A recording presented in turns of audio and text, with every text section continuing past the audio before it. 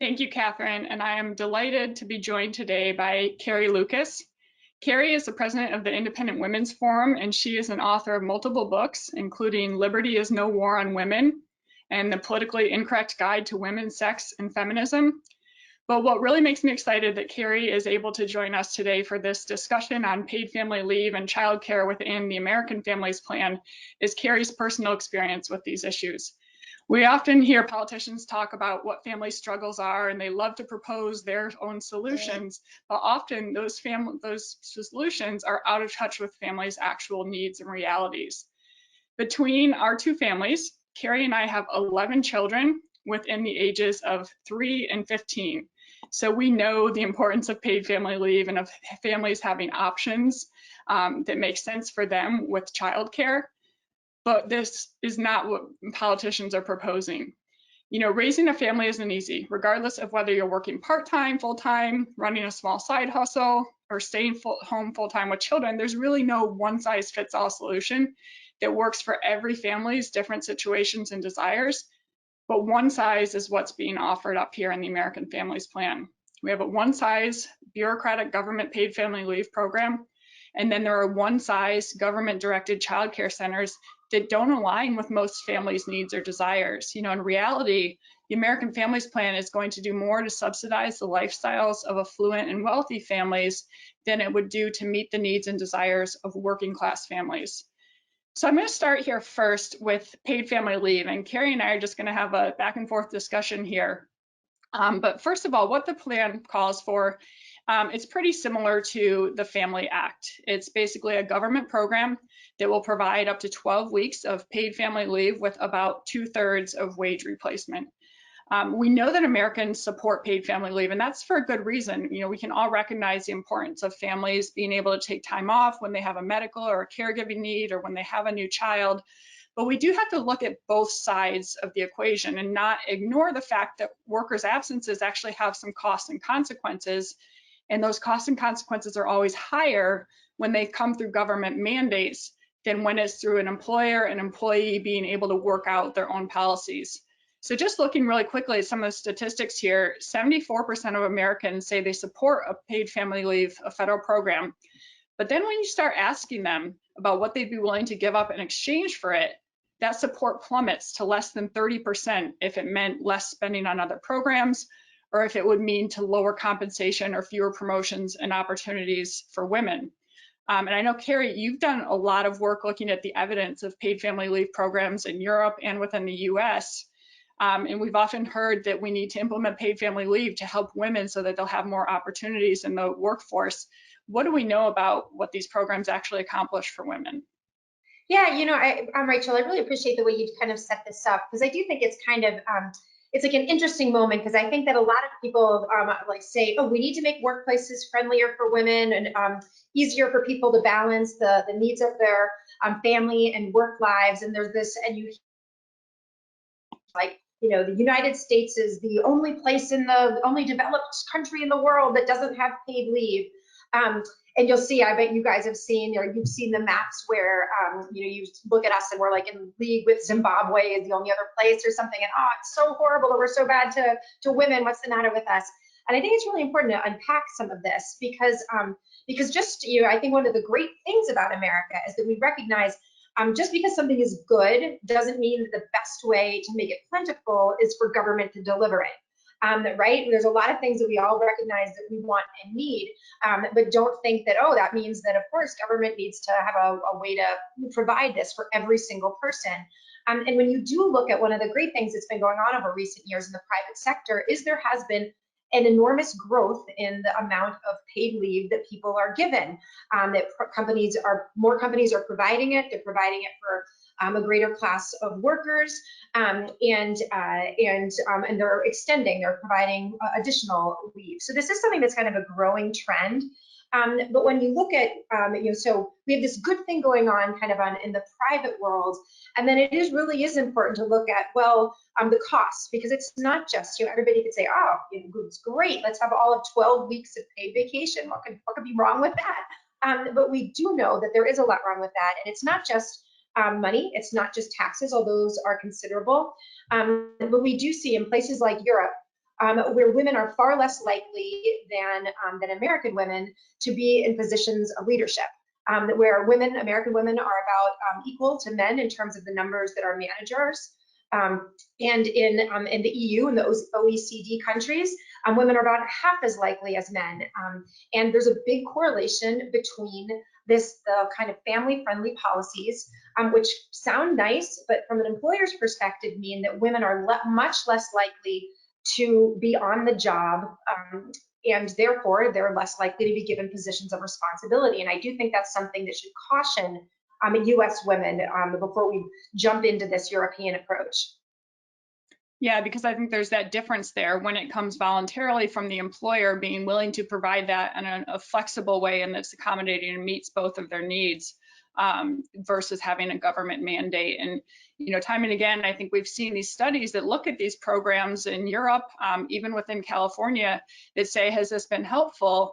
There was a recent one that came out of the National Bureau of Economic Research looking at Austria and 6 decades worth of progressive pro-family policies, paid family leave, government subsidized childcare, and they found that it had zero impact on helping women. They actually found that the wage gap there between men and women would have been 2 percentage points smaller had those policies not been in place. And I will note that the so-called wage gap was in the 58 cents there versus in the US where that gross figure is 82%. We would argue that it's actually all choice-based, but women are making far less despite these programs being in place. And we even saw it out in California. It's not as generous of a program as in Europe, but that the program led to women who used that program having lower earnings, lower employment, and oddly having fewer children.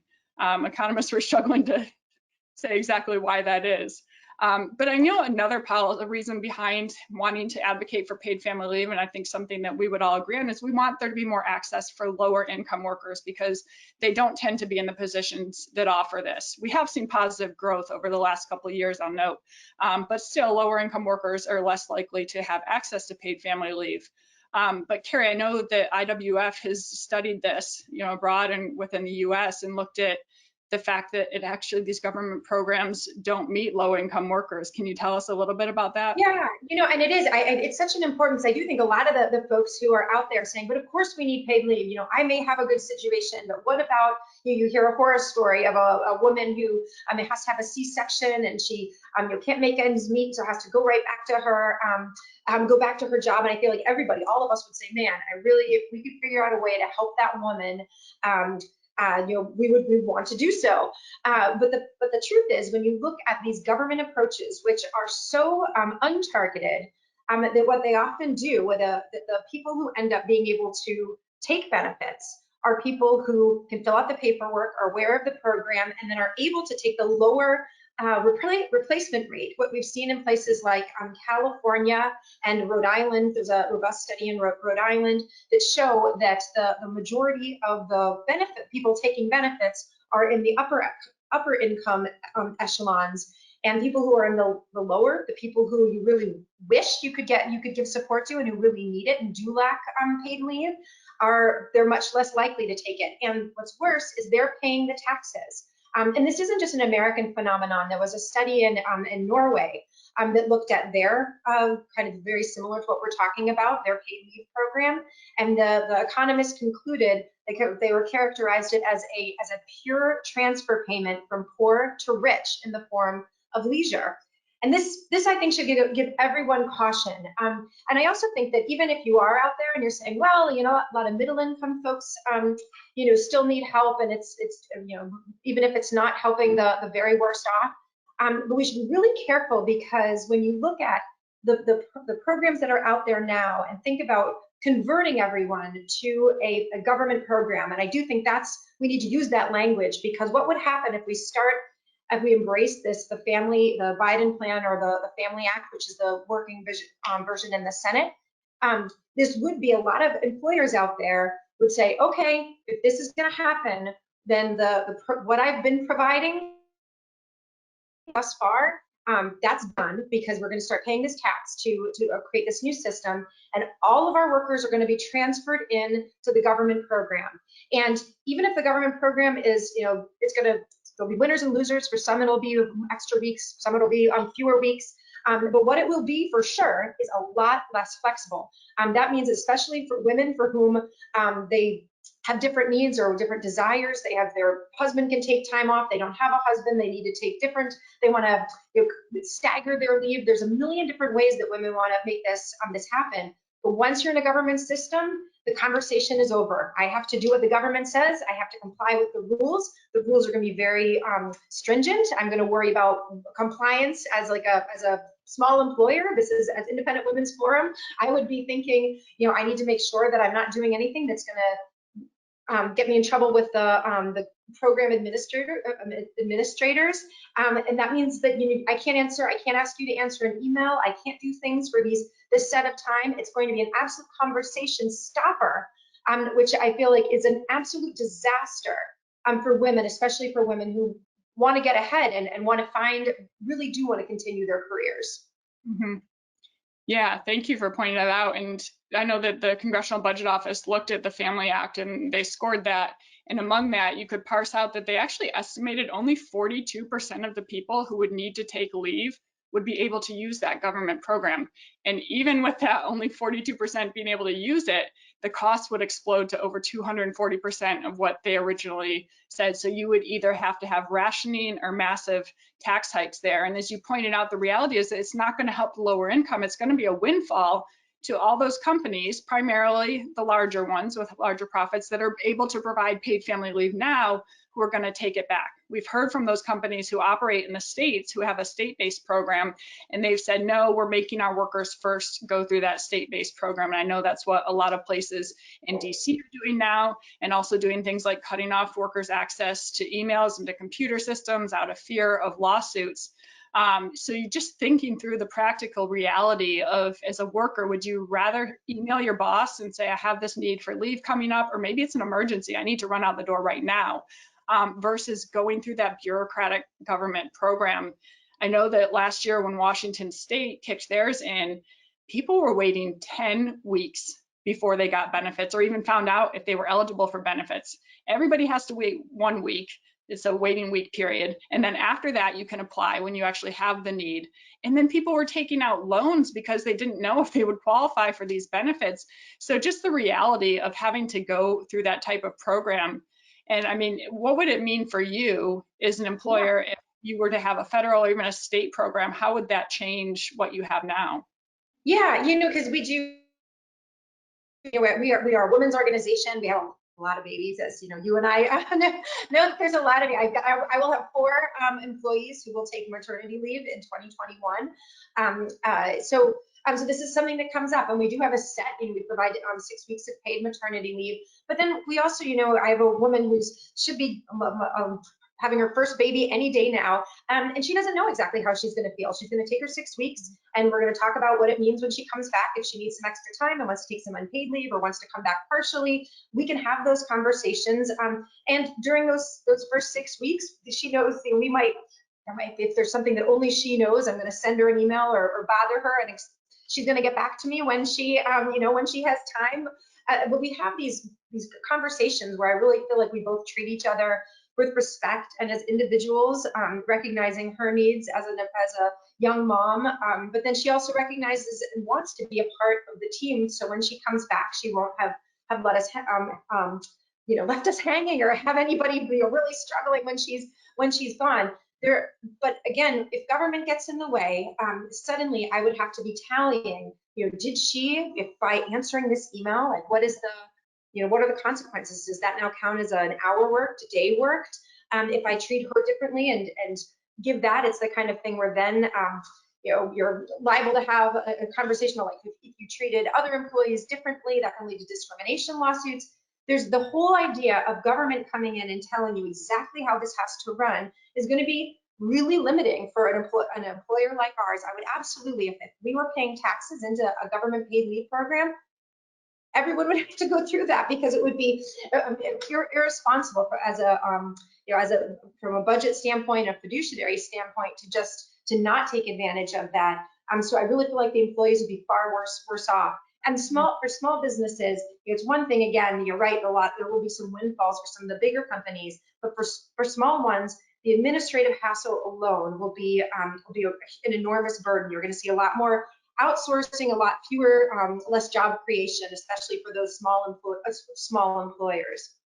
Yeah, I can't even imagine for the small employers. I was able to sit in a conversation with a bunch of HR representatives from very large employers, and some of them had companies in multiple states with different programs, and they all supported paid family leave. They all had programs of their own before the laws were put in place, but they had so many frustrations dealing with these programs, things like having to track in 15-minute increments whether an employee was on leave or not on leave. There were times when they had approved the employee taking leave and then the government program said, no, you didn't actually qualify, and workers had to pay back this leave that they took. So it just seems like a nightmare out there. And especially that this policy proposal is coming at a time when we have seen a doubling in the number of employers who are providing paid paternity and maternity leave over 4 years. We were already on this huge upswing because of tax cuts and reduced regulations, and that was prior to COVID-19. And now with COVID-19, there were government mandates that forced the employers to have paid family leave, but there were also just the necessity of providing these benefits to workers in order to keep the business running. And so I actually am really hopeful for what's going to come out of COVID-19 for working women, and just the opportunities and the flexibility that will be out there with all the remote work capabilities that are now in place. I think we're going to see a continued uptick in paid family leave, but that this could all be sideswiped if we have the American Families Plan with a government program, because it's simply not in employers' interest to have their own policy. Yeah, and one other thought on this on paid family leave. I actually think there's another. It's almost like a lost. When we think about the different players in paid leave policy, and especially in kind of during COVID and some of the ways we've been thinking about workers and employers and the relationship, something that I think is often left out is the idea of the customers. And I do think that American women and American families also are customers of a lot of services, and some of them it's not just restaurants and kind of leisure things that we are fun to consume but aren't necessary. There's a lot about people out there who depend on things, not just childcare, not just schools, but also on home health care workers, and something we've seen with the kind of the COVID unemployment benefits, but also comes into play when you start having really lengthy and generous paid leave benefits that are created by the government. There's going to be a lot of disruption in service, and we've seen a lot of actual suffering among the elderly who are not having home healthcare workers show up and having these jobs go unfulfilled. If you do start giving people, and the Family Act it's not just for, I feel like we haven't talked about this from a paid family leave, and we assume it's basically new baby. Somebody had a new baby and really needs 6 weeks off, or can't work for 6 weeks. But this is for everything from a personal illness, the illness of a loved one. There's a bereavement aspect to it. There's a military deployment. There's the domestic violence, and all of these are things where you would say, okay, of course. And as an employer, I'm going to, on a case-by-case basis, try to provide support for people in these various situations. But we also know that there is the potential for abuse, and we know that there's some people out there who are going to be trying to take every last moment of that leave time. And it makes it really hard, and especially when you get into this idea of what's going to go missing. I feel like you need to kind of look at that side of the ledger too.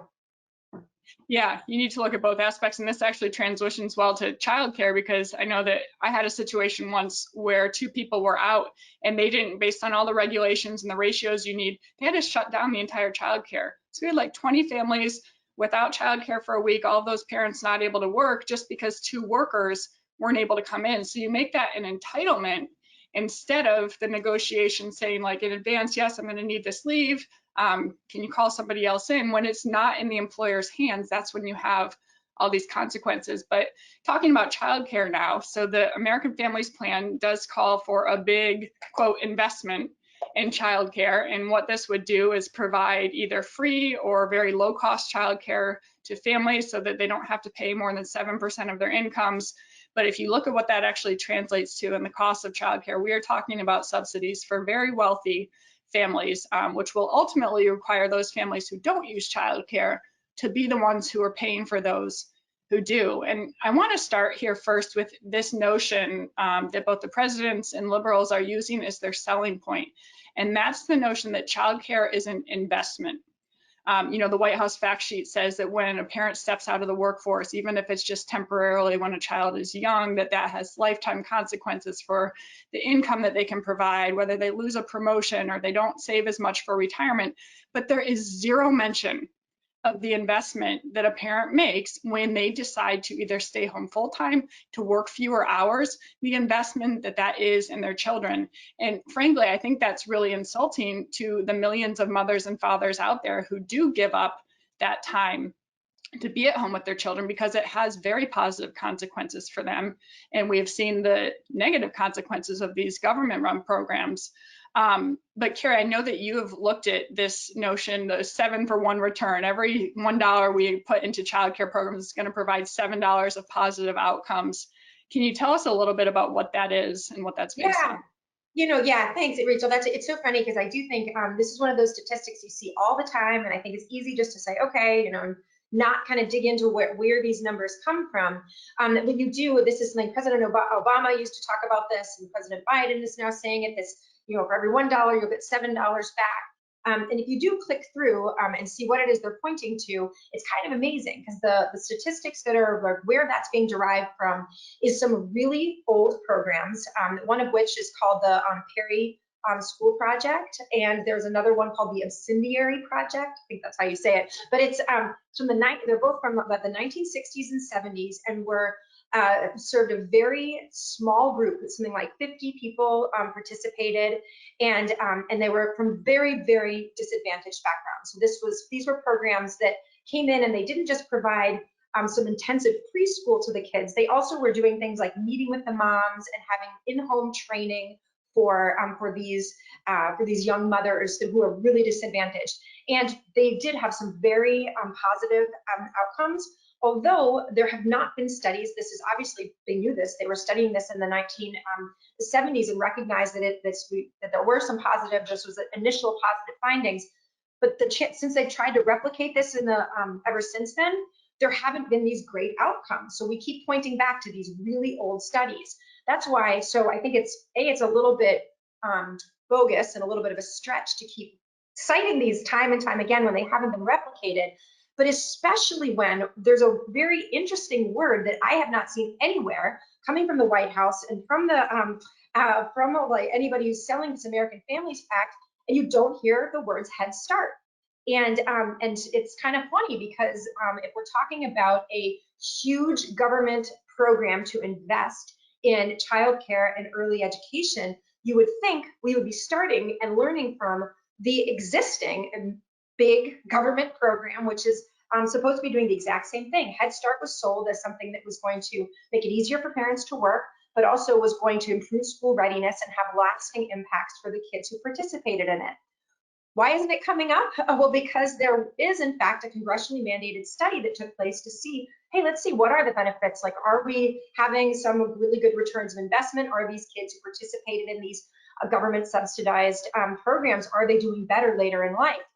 And the reason why it's not talked about is because the congressionally mandated studies did not find lasting positive benefits. So, so this whole idea of a 7-on-1 return or whatever it's supposed to be have not borne out with Head Start. And there's absolutely no reason. And Head Start is supposed to serve a less advantaged communities. There's an income requirements. So it's absolutely ridiculous to surmise that investing in a middle class entitlement, because the child care is basically will be in every single family, even the richest families would be entitled to subsidized childcare. There's absolutely no reason to think that investing in a program that subsidizes these kids is going to have anything like positive returns or 7-to-1 return. You don't even have any reason to think it would be positive, and you have some reason to think that it could push us in the opposite direction, because there is some research that shows that government efforts to move more kids, to take them out of the home and into government daycare centers, actually can backfire in terms of kids' well-being.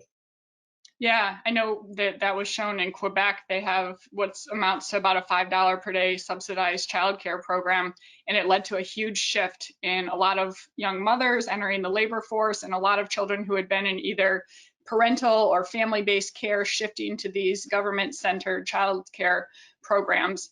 and they had really devastating consequences there. I mean, talking about children's, social outcomes, their motility, family relationships was especially negative, and just talking about the hostility and the anxiety that developed. And it even went through to teenagers having higher crime rates, the ones that had been exposed to this program. So I think it's really hard to say that we can call this an investment when you look at one select couple dozen children who attended a boutique childcare program, and then suggest that we're going to make that writ large. But that does make me think about, this was a boutique program, and what's going to happen to the costs, the affordability of childcare, and also the access to it, the availability and the number of providers that are out there. If you have government subsidies that are only going to the childcare programs that are willing to implement all these new government regulations, things like having all of your teachers have at least a bachelor's degree, 2-to-1 ratios, all these things that actually drive up costs, and yet it's going to be the smaller and in-home providers that won't be able to comply with those. There are things, even when you're doing work like so-called infrastructure work on a child care center, having to abide by prevailing wage laws and to follow the Davis-Bacon Act. The family child care center down the street has no idea what that is, and they're not going to be able to qualify for these subsidies. Church-based centers, they're not going to be the ones that qualify. And so just what that's going to end up doing, and actually I think increasing costs, reducing access to supply, and driving out those more flexible and those lower cost providers that are the ones that, are the opportunities, I think, for people, especially women who want to have more part-time jobs, independent work, to be able to arrange something, with a neighbor down the street to watch one another's kids. The problem is not that we need more regulations and more government centers, but that we need the government to pare back those regulations so that there are more opportunities out there for flexible arrangements. I mean, as it is now, if Carrie and I wanted to trade off childcare and have our kids go to one house or the other after school, we could only do it if we were doing it in the exact same increments and we never exchanged any pay. If there were one week when I wanted Carrie to watch my kids 3 days and she was only watching mine 2, and I wanted to pay her for that, then she would either have to become my legal household employee, or she'd have to come over to my house, and I would have to have my house approved to be a regulated childcare center, the fire safety things in place, all the gates, only the regulated toys and labels could be present there. It's just overly burdensome, and I think that's really the point behind inaccessible and unaffordable childcare, and yet that's exactly more of what is being added on here. Exactly. And, I think that it's funny because I feel like sometimes when we talk about childcare and we start bringing up kind of the negative consequences of childcare, I want to be real careful because, I think that I feel like if there's a lot of people for whom like a more official kind of school-like childcare center and institutional daycare center, I think that's a fine choice for a lot of families. I don't mean to criticize anybody who decides to make those choices. When you look at what most parents want and what they say they prefer, most of them want to more closely mimic home life. And it is whether they either would love to have a parent who can stay at home. If they can't have a parent stay at home, then it's a grandparent, a close family member. Second is friend, and then it's a home provider. And then last is moving towards this more kind of traditional business like or school-like daycare center, especially for your smallest kids. I think that the market should be able to provide this and provide a plethora of different opportunities for people to provide services for people who need childcare. And it's terrible to think of government coming in, again, making it much more one size fits all, much less flexible, and really doubling down on parents' least preferred option. And you're right, Rachel. If it was, there's so many right now, we have that classic problem of when there's a lot of people who could provide childcare and want to earn money on the side. And then we have a lot of people who need childcare and want to have more modest childcare arrangements, a couple days a week, more mother helper type things. But unfortunately, it's really hard for those two things to meet, that supply and that demand. And that's because government regulation is standing in the way and making it essentially impossible for people to offer those services. So you're right, this is the American Families Act when it comes to childcare takes us exactly in the wrong direction. You need parents to deserve more support. Let's support the parents, not a specific childcare choice. And look at getting government out of the way so we can provide a better solution for families. Exactly. I think that what most families want is policymakers to help support them in the choices that they make.